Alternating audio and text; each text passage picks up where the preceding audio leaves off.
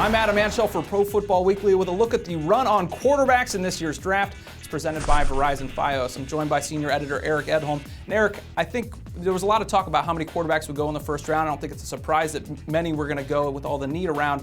But 4 quarterbacks taken in the first 12 picks, that's got to be a surprise. You know, I think certainly this landscape in the offseason is so much different than we've ever seen in the NFL. No free agency before the draft. Teams are used to filling their needs. Well, guess what the biggest need on the football field is? It's quarterback. And teams in the top of the draft just said, I either have to move up or I have to stand pat, and I've got to get a guy that maybe grades like a second-round pick or a third-round pick. It seems crazy to do that, but there's no other position like quarterback that you have to fill. You've got to get your guy. That's why you see Christian Ponder go to the Vikings. That's why you see other guys fit into that range. And it made for an interesting top half of the draft. Yeah, I think it was a surprise. No big surprise, number one. Cam Newton, we had heard he was going to go. He did.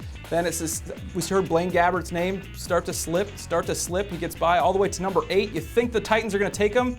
Surprise, they take Jake Locker. Well, I knew the Titans liked Jake Locker. I just didn't think they liked him that much. I didn't know they liked him more than Gabbert. I've always said that I see a little bit of Steve McNair in Jake Locker, kind of a big, tough, physical guy, an exceptional athlete, got a huge heart. You just can't measure that stuff. I knew the Titans fell in love with him, but I thought they felt the skill set of Gabbert might be better. That's what made this move a surprise. Obviously, Gabbert goes 2 picks later. Pretty interesting move there, too. Yeah, I think it was a surprise. I don't think a lot of people even expected Gabbert to be there at 8. They end up taking Locker instead, and then the race is on to get to Gabbert. The Jaguars move up, get him at 10. Yeah, I mean, I think the Redskins trading out, that made some sense or whatever. But the Jaguars to get this guy, look, I mean, does he have some work to do? Absolutely. Worked primarily out of the shotgun at Missouri, has some questions about his footwork, maybe some urgency that he's got to work on, picking up the blitz, things like that. And in the AFC South, you've got to have a quarterback. You're competing against Matt Schaub and Peyton Manning. That's one of the biggest things about getting there. And so, you know, if they can get him some wide receiver help, some tight end help, Mercedes Lewis will help.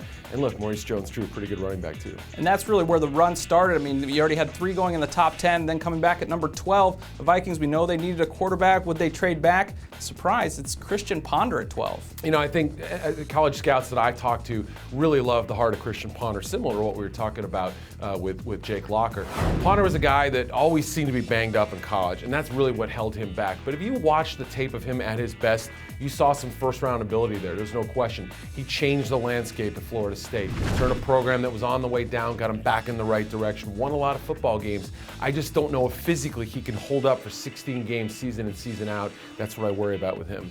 Yeah, you have to commend teams for getting their guys. I mean, if you want a guy, you got to go up and get him. You make the pick, you deal with it later. That is a look at the quarterback run that happened in the early parts of the first round. For the best draft coverage, be sure to follow us on Twitter or go to ProFootballWeekly.com.